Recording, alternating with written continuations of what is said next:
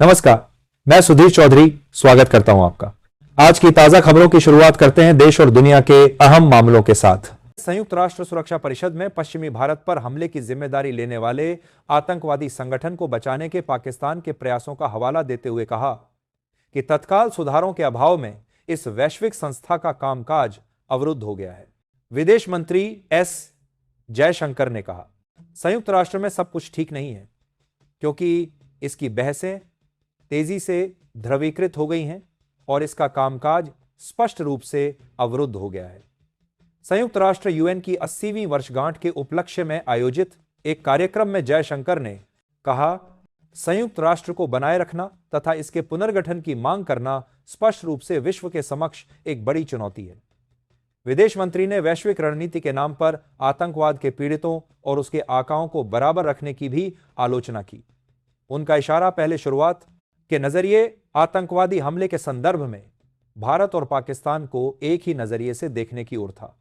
जयशंकर ने कहा, किसी भी सार्थक सुधार को सुधार की प्रक्रिया के जरिए ही रोका जाता है। संयुक्त राष्ट्र को पुनर्गठित करते हुए भी उसे बनाए रखना दुनिया के सामने एक बड़ी चुनौती है। जयशंकर ने कहा, कुछ उदाहरण आतंकवाद के प्रति संयुक्त राष्ट्र की प्रतिक्रिया के बजाय उसके सामने मौजूद चुनौतियों के बारे में बेहतर तरीके से बयां करते हैं।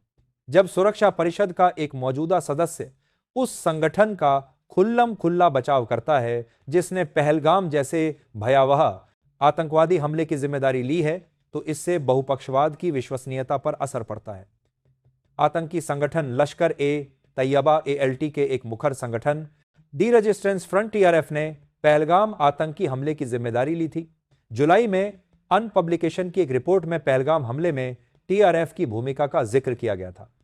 पाकिस्तान ने पहलगाम हमले की निंदा करने वाले UN प्रसन्न की प्रेस बयान में TRF का जिक्र हटाने की पुरजोर कोशिश की थी। विदेश मंत्री ने कहा, सतत विकास लक्ष्य SDG एजेंडा 2030 की धीमी गति वैश्विक दक्षिण के संकट के मापने का एक महत्वपूर्ण पैमाना है।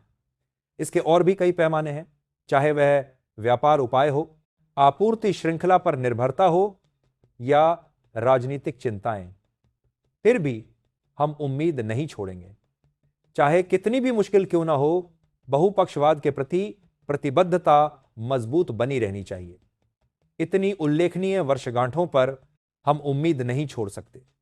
चाहे कितनी भी मुश्किल क्यों ना हो, बहुपक्षवाद के प्रति प्रतिबद्धता मजबूत बनी रहनी चाहिए। विदेश मंत्री ने कहा, अगर वैश्विक रणनीति के नाम पर आतंकवाद के पीड़ितों और अपराधियों को एक समान माना जाएगा तो दुनिया और कितनी हिंसात्मक हो जाएगी। जब स्वघोषित आतंकवादियों की प्रतिबद्धता को प्रक्रिया से बचाया जाता है तो इसमें दो लोगों की ईमानदारी का पता चलता है।